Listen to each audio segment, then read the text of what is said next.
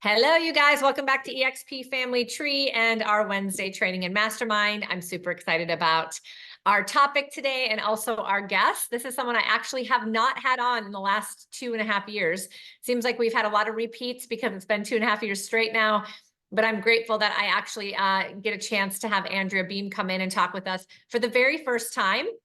We have known each other in the past from a past life and company, got kind of reacquainted through social media, realizing we're both at eXp, which is really cool.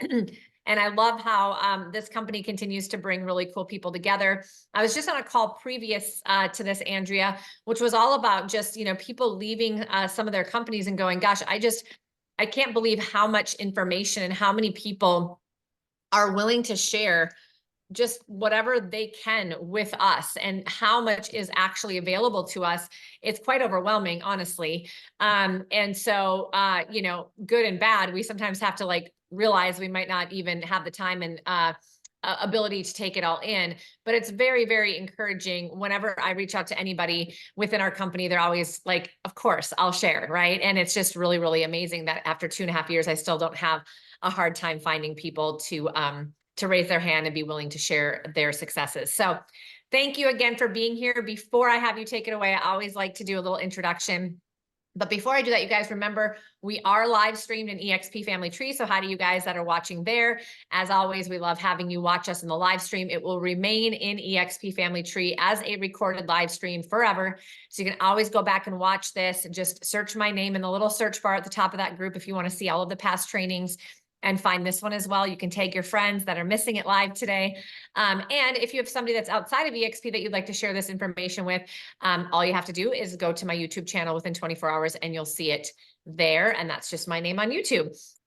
So Andrea is a dynamic and accomplished real estate professional, as many people who are speakers with us here are. She is a business owner. She's known for her unwavering commitment to her clients and her passion for the community. And that's why we're going to have her talk about what she's going to talk about today. She has over 16 years of experience in real estate. She's established herself as the trusted advisor, as the dedicated advocate for her real estate clients and for real estate agents in the area and throughout the country that she works with. Here's the thing that I think we are going to learn a lot from Andrea with 16 years of experience is how you can consistently get great results for your clients, make them feel special, help them to have an experience that they can't have somewhere else, be that knowledgeable expert on the real estate market, continue to level up skills and negotiation, and just really growing your reputation through the service you provide to your agents. And that is exactly what Andrea has been able to do. And that's what she loves to help other real estate professionals that are new, experienced, just aspiring to do more. And that's why we're really excited to have her join us. There's a ton of accolades, including past president of her local association, top 100 Oregon realtors, 1,000+ homes sold, small business person of the year, lots of cool things. And she's, of course, with eXp Realty, and she's willing to give her time and information and expertise and share that with us today. So we're super grateful. I'm going to let you take it away from here. Tell us what you're going to talk about. Tell us why it's a topic that you love to share, and we'll just dive in and go from there.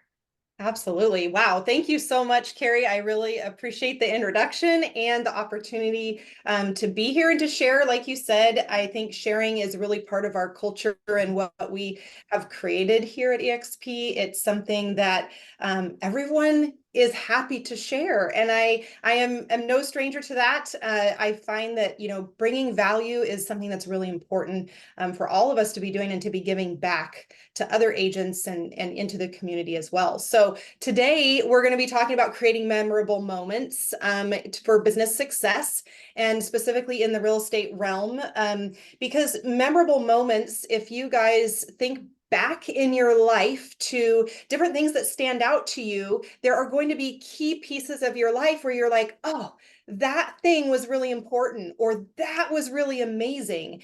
And what makes a memorable moment? And then we're going to answer the question, can you manufacture a moment? Can you manufacture a memorable moment? because I think that's an interesting question to dissect a little bit. So you guys, quick show of hands. How many of you guys in here, I'm just seeing a couple of you on my screen, so I might not see everybody, but how many of you in here have or are on a team? How many of you guys are on a team? Okay, how many of you guys are an individual agent?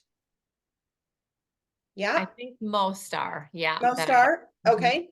Anybody in here run a team? Okay, so I just want to get a general idea of kind of where we're at in terms of just the aspect that you're coming from and who you are going to be, putting this in place with. So I would say there's a handful of people who are not, it's not a traditional team. We're taking advantage of more of the non-traditional opportunity within EXP. So yes, certainly they're trying to create memorable moments for their agents that are in their groups, and really just coming from a place of collaboration over a traditional team. And then we've got, all of them or most of them still selling to their clients. So that's perfect. probably the perspective you could bring. Perfect. Okay, so both to agents as well as to consumers or clients that you guys are working with. So defining moments, you guys, they shape our lives. They shape every aspect of our life. And most research has found that when we recall an experience, when we are thinking about a past experience, we only remember really minute key moments of that experience. It's not the entire experience that we remember. So we remember flagship moments. So if you guys are writing things down, which I highly recommend that anytime you come to things like this, you have a journal in your hand, a piece of paper, something, pen, pencil, and write down some key takeaways. So what we remember is key peak moments. Those are peaks, pits, and transitions.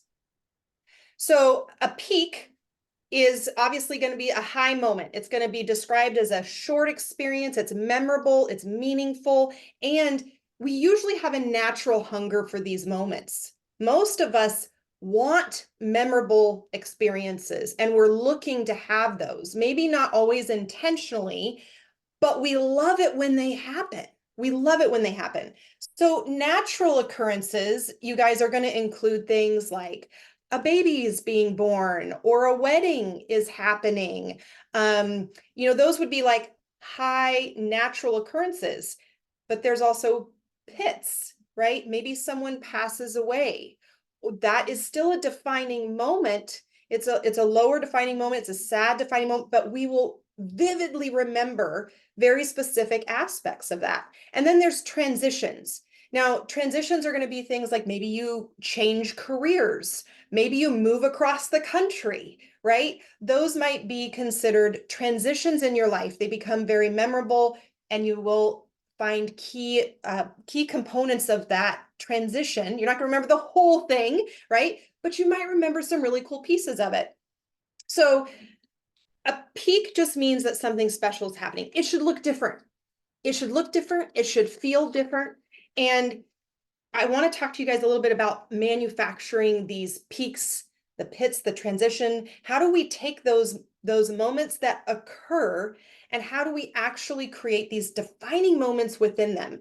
Because we work in real estate, right? We help people buy and sell their homes, which are usually the biggest purchase of their life. And these are naturally occurring moments, but how do you guys make them defining moments? How do you guys make them stand out amongst just everything else that's happening in their life, right? These are big transitional moments. So we're going to explore that, because the cool fact is we can be authors of these moments and take something like a client buying a house or selling a house, and we can absolutely create something extremely special and not just have it be another thing that's happening in their life, right? We can also do this for our agents. We can do this for agents when they're joining us.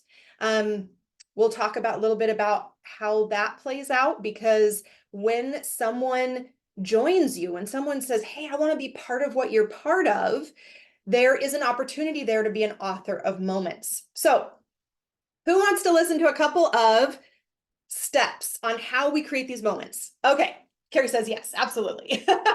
So have your pen, have your paper. You're going to want to write these down. Number one, you have to break the script. Okay.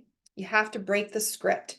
So not every meeting needs to be a defining moment yet. What if you just take every 5 to 10 meetings that you have, whether this is a team meeting, whether this is a buyer consultation, a listing consultation, and what if you break the script on it? And we're going to talk about how you break the script because there's a couple ways, but how you break the script consistently enough that it matters, right? That it makes a moment, but not so consistently that customers are like, yeah, I mean, she does that every day, right? It's got to be inconsistent enough that it's spontaneous and eye-catching, but not so consistent that they're used to it. Make sense? Okay. So this is where you introduce randomness into some of your meetings. Maybe you don't always meet in your office. Maybe you do choose to meet outside of your office. Maybe you surprise your team instead of doing a team meeting in a conference room. Maybe you say, hey, you know what, guys? Meet me in the parking lot. We're having a stand-up meeting in the parking lot. Oh my gosh, what? Right?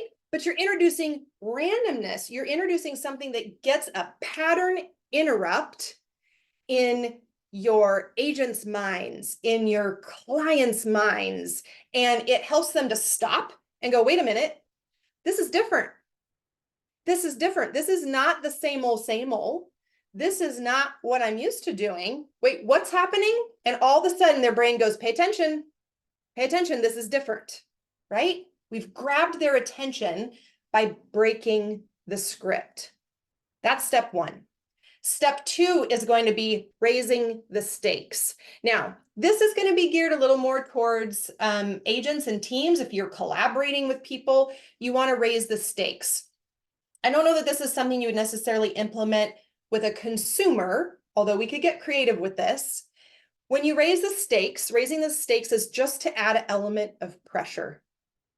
That's all you're doing. You're adding an element of pressure and accountability, a competition, a game, a performance, a deadline, a public commitment. Now, I don't know about you guys, but I once had an opportunity to coach with an amazing coach, and I had made a commitment to take 4 listings in a week. And he was like, okay, great. That is an awesome commitment, Andrea. I love it. How committed are you to that? Well, I'm committed. I'm said I would do it. I'll do it. Okay. So are you committed enough that you're going to write $1,000 check to your competitor if you don't do it? Now, is that raising the stakes or is that raising the stakes, right? $1,000 check. I was like, I mean, he goes, well, if you don't want to write it, he goes, and that tells me that you're not as committed as you think you are. Because there should be no doubt in your mind that you're going to hit the 4 listing goal that you just set for yourself. Because if you have doubt, that's the only reason why you would hesitate to write the check. So you're telling me that you're doubting if you can do 4 listings in a week. Now, this could be anything, right? You guys, this could be setting a buyer consult. This could be making your contacts, right? If you said, hey, I need to make 100 contacts this week. Great. How committed to you are that? Are you just interested in doing it? Or are you like super committed to doing it? And what are you willing to do if you don't? Right? So raising the stakes is another way that you guys can break the script, that you guys can create a moment, because obviously it created a moment for me, because what happened? I remembered that moment with my coach. It stood out to me and became a memory that I now look back and draw on. So where can you do that with your team? Where can you raise the stakes? And where can you create commitment and create accountability with your team? Okay, now this is a fun one. You're not going to be able to write all this down, so you're only going to write the first one down. Wisecracks and humor. How many of you guys have been on a Southwest Airlines flight when the flight attendant goes up to the front and they get on their microphone and they start bringing humor into what normally would be the same old, right? Know where your exits are. If you're sitting in an exit row, know where your life preservers are, right? Like if you fly a lot, you hear it over and over and over. Okay, so here's what we're gonna do. I'm gonna get my little pretend microphone here. I'm not a flight attendant, but I'm gonna pretend to be one for just a minute because I want you guys to think about the experience of the passengers when they're on a flight where this occurs. And I want you to think of the ramifications of this long past the flight. Here we go. Can I pretend to have your attention for a few moments? Everybody gets a door prize in the seat pocket in front of you. There is a safety card along with chewing gum wrappers and banana peels and all other gifts that y'all leave for us. In the highly unlikely event that the captain lands us near a hot tub, everyone gets their own teeny-weeny Southwest bikini. In the event that you have not been in a car since 1942, we will show you how to operate your seatbelt. In the event of a sudden loss of cabin pressure, oxygen masks will descend from the ceiling. Stop screaming, grab the mask, and pull it over your face. If you have a small child traveling with you, secure your mask before assisting with theirs.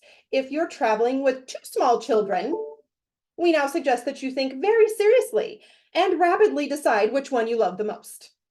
Folks, if you don't like the jokes tonight, there are 6 ways out of this airplane.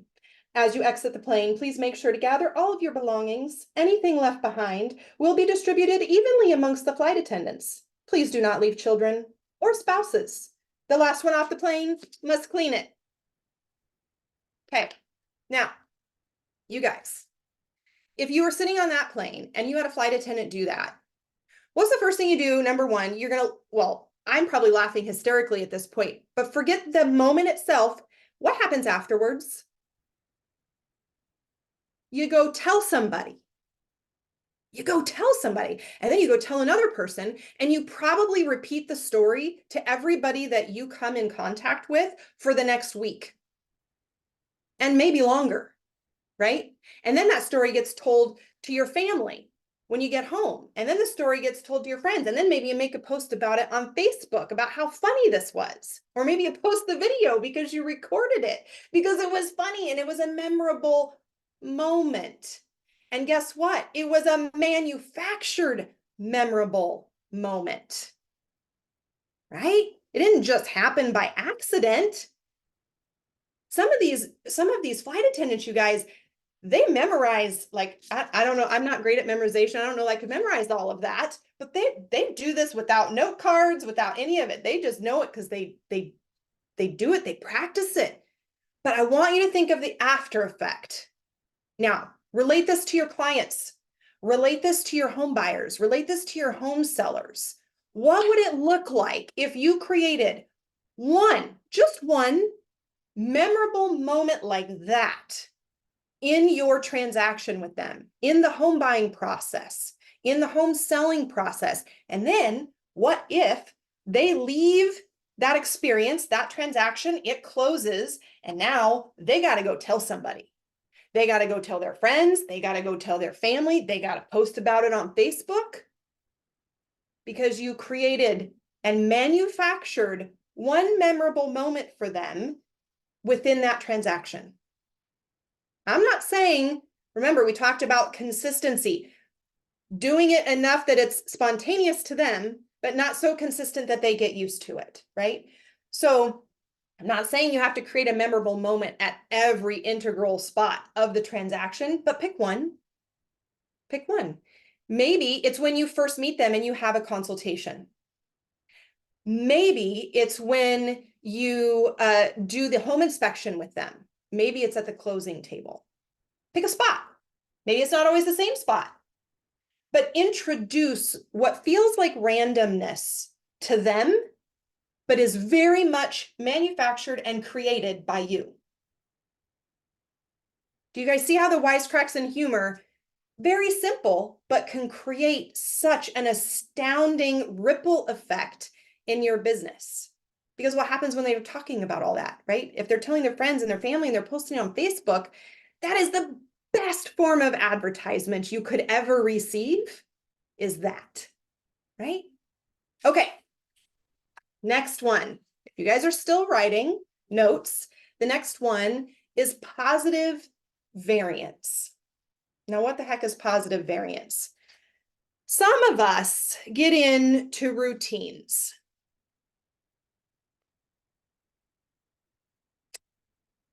We drive to work from home and we get to work and we don't even remember how we got there.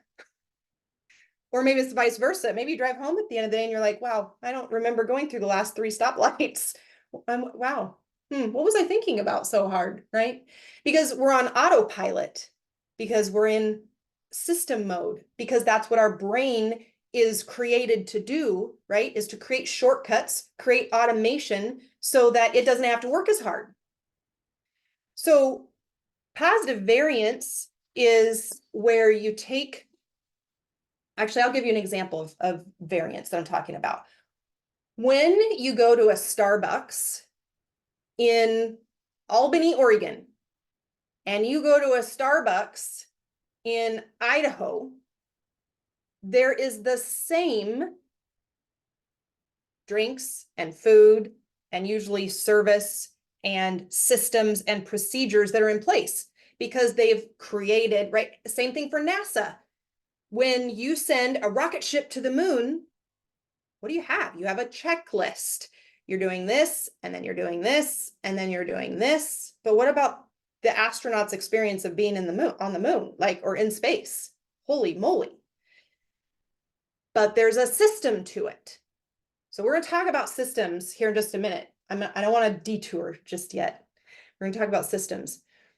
But to manage problems in your business and anything that you're going to do more than once in your business, it requires a system around it. But when you're so systematic in your business that you forget the humanity factor and the spontaneity factor, it creates a problem. It is a mistake to squeeze the variance out of every single spot that the customer experiences. We can systematize everything in our business. And trust me when I say, and my team can tell you, I love my systems. The other day, I had an agent call me and say, I have this scenario, I'm not really sure how to handle it. And I said, oh my gosh, we need a system around it. We need an SOP. And he goes, I knew you were going to say that. And it's a healthy balance, right? Like anything in life, you have to have the systems to make sure you're not dropping the ball between the cracks. And yet you don't want to squeeze so much out of your systems that you forget the human factor of working with your buyers and your sellers. So to increase the variance, give your people a license to break the script. Give your people the authority. This is actually the next step. Give your agents, give your team, give your assistants, your VAs, your agents, your members of your team, right? Your title and escrow officers, your lenders, whatever. Give them permission within parameters to break the script. Now, what do I mean by that? I'm going to tell you guys a story. About 2 years ago, I left church and I was heading home, and my son and I had a hankering for a particular food. I'm going to leave the company name out of this story. And it was a drive-through. And we were like, oh, we really want to go get this. Okay. So I said, yes, let's go. So we get in the drive-through. There's only 2 cars ahead of me. I'm thinking, oh, this is going to be super fast. Well, we waited and we didn't move and we waited. And there was a car behind us, so we couldn't leave. And there's curbs on either side. There's bushes. You couldn't really leave the drive-through. Now, we sat there for 20 minutes, didn't move. Sat there for 30 minutes, didn't move. At this point, the car in front of me is honking their horn nonstop. And I'm thinking, oh my gosh, this is almost more annoying than sitting here for this long. He was so upset, right? I mean, rightfully so. I don't know that I would be honking my horn and doing what he was doing. However, you guys, close to an hour we sat in this drive-through and finally got to the counter. And they handed us the bag of food. And they said, so sorry for the inconvenience. Here's your order. Asked for my card, paid for the food. I was very nice. I didn't say anything, mean to them or said, holy moly, you guys must be really, really slammed in there or something, and they said, yeah, a bunch of people just went home and unannounced and we're super short staffed. And I thought, wow, okay, well. So I waited for a minute. That was it. They took my card, paid, gave me my food. I left. Now, when you go through something like that, now I realize that's small in comparison to something I'm sure some of you guys have experienced horrible things, right, in your life where you're like, really? Like what, that was all they did? There was an opportunity, a huge missed opportunity there to create a customer for life. Most companies, and hear this, you guys are going to make mistakes. As real estate agents, in your career, you will make a mistake somewhere in some transaction. It's going to happen. We're human. How you handle that will determine whether you have a client for life or you get 1-star reviews on Google and they want to go complain to everybody, right? 25%, you guys, this stat is interesting, of encounters cited by customers where actually employees' responses to service failures, 25% of them gained clients for life because of their service recovery process. And because their employees were given the authority to make it right, right? So that was an opportunity. Think about this in the real estate realm for a minute. Anybody ever had to buy a client a refrigerator? Or a washer or dryer?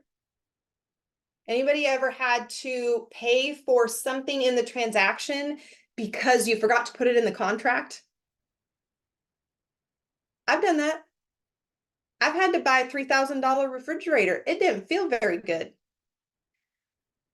But that client is a client for life because of how we handled it. He was upset for a minute that we made the mistake, for a minute, until he saw that we were making it right, and not just making it right, not just apologizing, but we went above and beyond in our service recovery. So what is your service recovery plan? Because sometimes, you guys, the manufactured moments, the created moments that you give to your clients come from a mistake or a failure on our part to do something that we were supposed to do in the listing or in the buying process, because we're human and it's going to happen and it's okay. It's okay. But how you respond to it is the important factor here. How you respond to it is the important factor. So when you create a peak out of a pit, it will far eclipse whatever happened as the actual disaster or perceived disaster. To create fans, you need remarkable. When I say, I'm talking raving fans. If you have a database of 500 people and you want raving fans out of those people, then you need to create the remarkable. So another way you can do this is through connection or creating shared meaning. This is something I think that Cari is doing exceptionally well right now, right? With the your growth collaborative, with the Cove, with all of the things that you are putting out in the world, creating connection and creating shared meaning for people is extremely important, because we thrive on this as humans. The reason that human beings can share experiences, write this down, you guys, is because feelings are contagious. Feelings are contagious. Example, you guys are going to love this one. Elections. Anybody ever see people get in a fervor over elections, right? They get really worked up over one candidate or another candidate or whatever, right? People unfriend on Facebook, or people friend on Facebook, or people rally together in groups because they're for a certain candidate, because feelings are contagious. Ever been to a concert and somebody lights, well, it used to be lighters and now it's usually our phones, right?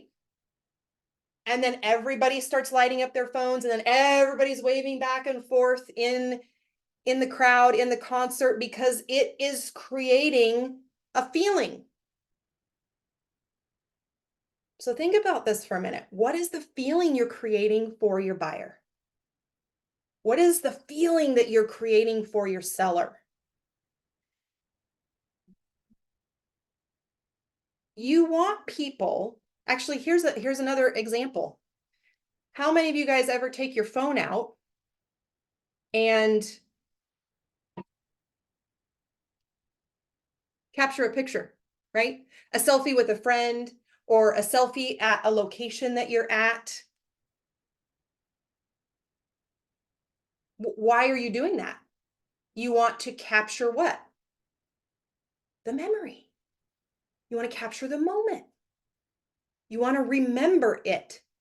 This is a really good measurement for if you're knocking it out of the park with manufacturing a moment. Are they taking their phone out and doing that? Are they taking their phone out and wanting to capture that moment, that memory? And do they want to share it? Because when you share it, you're wanting to invite other people into that realm, into that memory, into that experience. And you want other people to have that experience, which creates what? Referrals. I hope that everyone that comes to my events wants to capture a picture, and others feel like, gosh, I want to be invited to that. I want to go to that.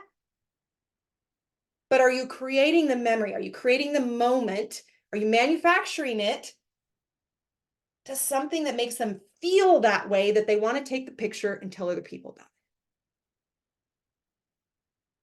So another one, let's talk about recognition and milestones. What kind of milestones do we have in our clients' process, in our clients' transactions? You've got things like home anniversaries. You've got things like birthdays. You have things like maybe they left you a Google review, or maybe it's their second or third or fourth purchase. So maybe you celebrate, let's say an example, maybe you celebrate like an employee or an agent's 1-year anniversary. It's common, right? You post something on Facebook, or you recognize that in some way. But what about their second purchase or their fifth purchase? Or what about when it's been 5 years or 7 years down the road? Do you have a system in place to call your past clients on their home anniversary and do something really memorable for them? Are they going to remember that?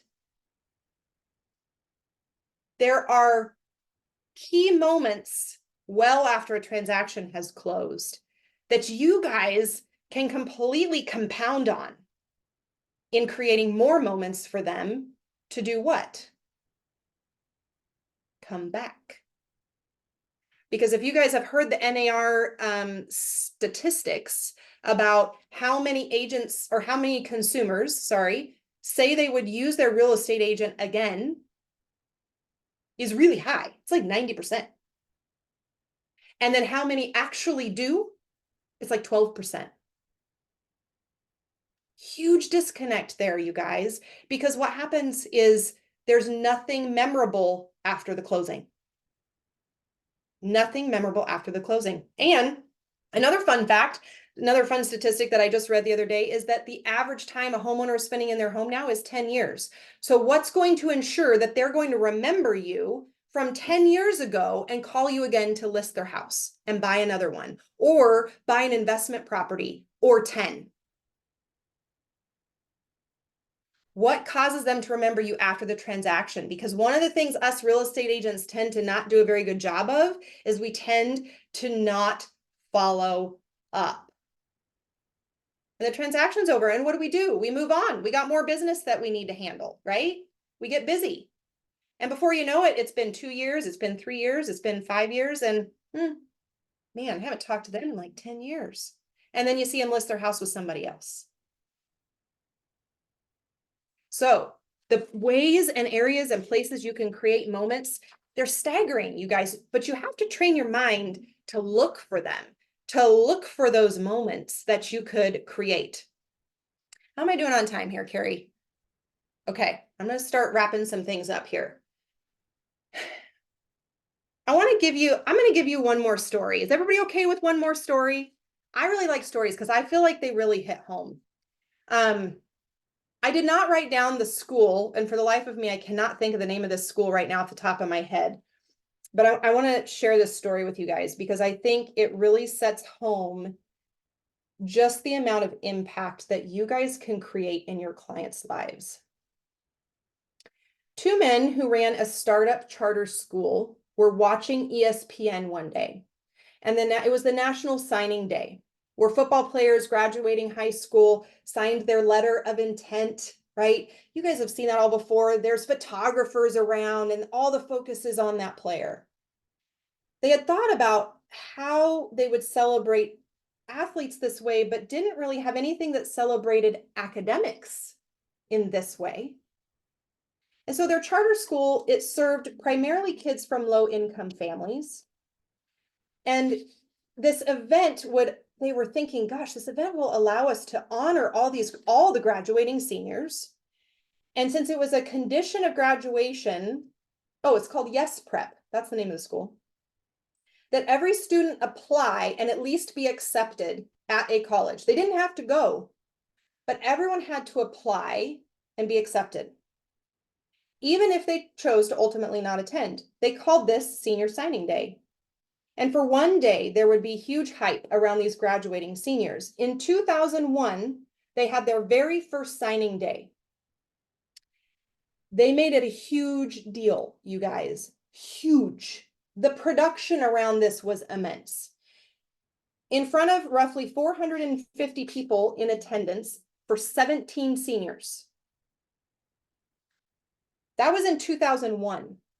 In 2010, it had grown to 5,000 in attendance for 126 graduating seniors.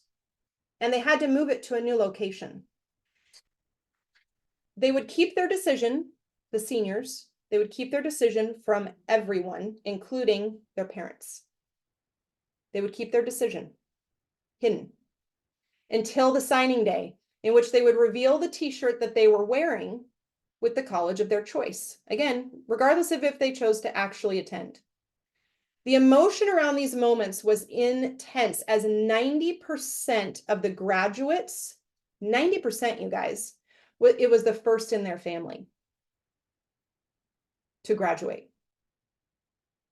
Senior Signing Day, this event, and it gives me goosebumps even talking about it because I actually got to see some videos of this and the emotion around it was immense. They set out to create a defining moment for their students and for their students' families. Now, they could have just left it alone. They could have chosen to just have signing day. It's fine. Or not even have a signing day at all, right? Just leave it to the athletes. We don't need one for academics. That's fine. We've never done one. Don't need to do it. It's okay. They could have done that, but they chose to make a choice to create a moment for these seniors, you guys, that they will remember for the rest of their lives. Where are you doing that with your buyers and your sellers? We've got to learn to think in moments. I'm going to leave you with this disclaimer, and then I'll open this up for some questions and discussion and engagement. But I'll leave you with this disclaimer. I want you to be aware of the soul-sucking force of something we call reasonableness. Reasonableness. Speed bumps are reasonable. Mount Everest, not reasonable. Okay? You probably love the idea that I'm talking about. You probably love the concept that I'm talking about. Yes, let's create memorable moments for our clients. Yes, let's do that. And there's probably an excitement around it and an agreement around it. And then you might also be vastly underestimating the amount of difficulty that it does take to make this happen. It's not just by happenstance. It's intentionality. So when you're sitting down doing your business planning, maybe include on it, what are my memorable moments that I'm creating for my clients this year? Where can I level up their experience? Always give them, always give them more value than what they expect. And if you guys want to read a couple more stories on the similar topic to this little tiny book is a great book to read. It's called The $6,000 Egg, and it's tiny. You guys, it's really little. Like you could read this in like an hour or less. So good. There's stories in here of creating those memorable moments. There's stories in here of taking mistakes and turning them into memories.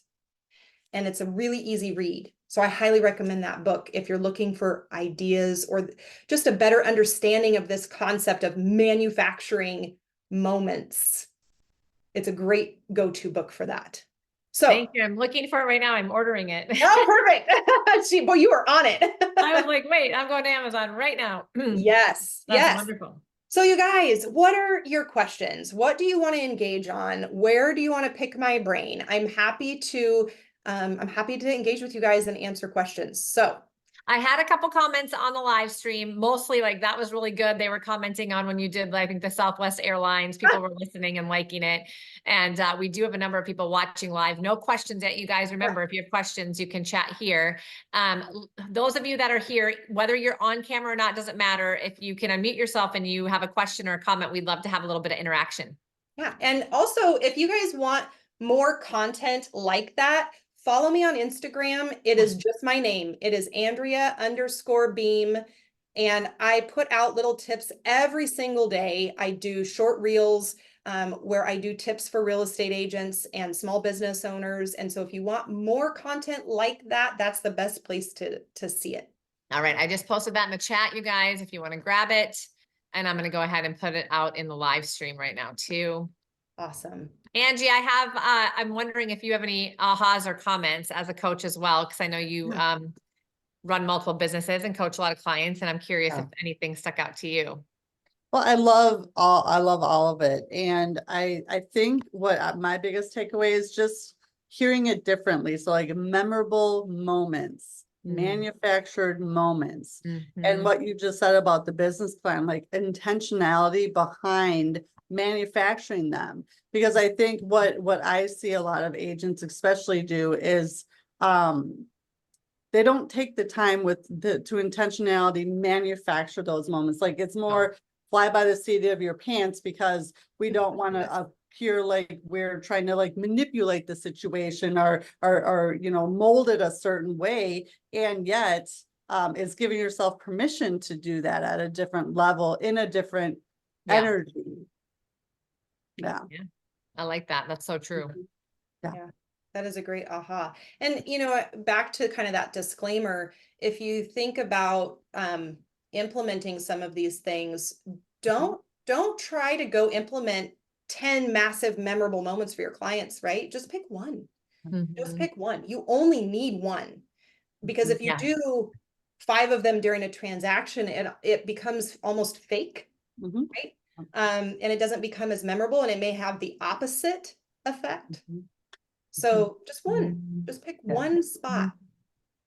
Well, and it's so funny that this is all coming up because I just got a coach agent the other day, and she does that with her closing gifts. Like every closing, I mean, she had one of her clients had a basketball court. So she went so far as to not only get really nice basketballs, but find out the husband's number in high school and like customize these basketballs with his, I mean, it was just like, and she does that with each of her clients. So she understands their story and she'll do something that has to do with them personally. It's not like I go, it's not like my generic cutting board.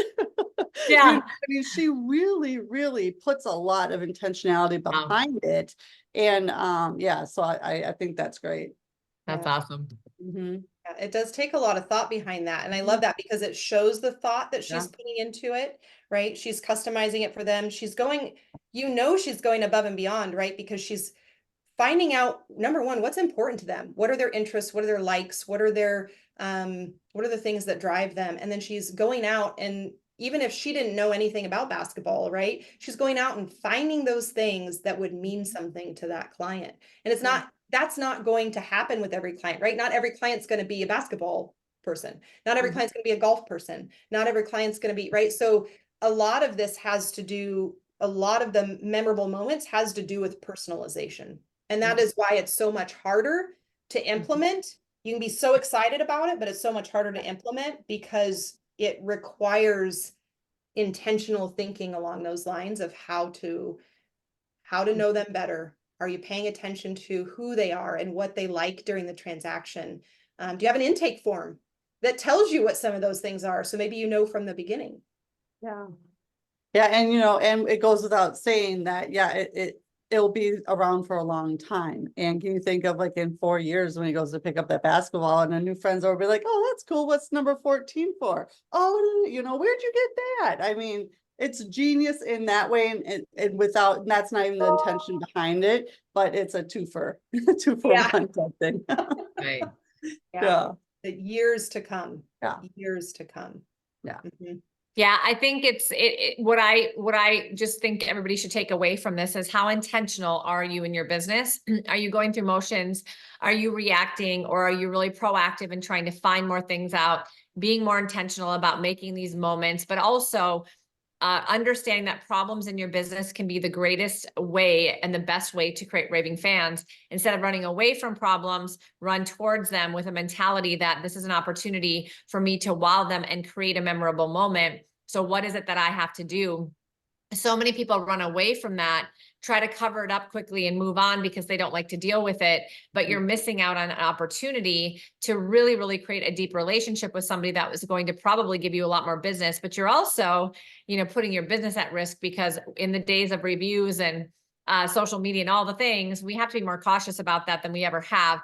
So, but I love coming from it from a place of like, this is an opportunity. Problems equal opportunities. So take it as an opportunity. Don't take it as something that's something that you have to deal with, right? Your attitude about something and the way you think about something changes everything. So I think about a problem with a client as an inconvenience and another thing I have to deal with, or I think about a problem with a client as an opportunity to wow them and have a raving fan. When you think about it differently, it changes the way you feel, and then it changes your action. And it's going to change your business. So that would be my final, thought on this. It was a phenomenal class. I'm buying the book. I already put it in my Amazon cart. I encourage you guys to do that. Or you can borrow it from me if when I'm done reading it as well. Andrea, everybody go follow her on Instagram, Andrea_Beam. I put it in the chat. I put it in the live stream. Go check her out. I follow her. I watch a lot of her stuff. It's fantastic. And we'll probably have her back here. She had a series of topics she was willing to share. So not that I'm going to bug her in a month or two, but I think later this year we'll get her back in with us. So thanks for joining us live. I know you guys are getting out there and it's picking up and getting busier, which is amazing. We had a number of people watching live. So thanks to you guys as well. And if you're watching us after the fact on YouTube and you want to reach out to us, you can find all my contact information. You can find Andrea on Instagram as well. We'd love to chat with you. Thank you so much, Cari, for having me, and I'm happy to come back. Yes, thank you. Nice to see you. Hope to see you in Coeur d'Alene, Andrea. Absolutely. We'll set it up. All right. Yes, find me. All right. Thanks, everybody. Have a great day. Thank you, everybody.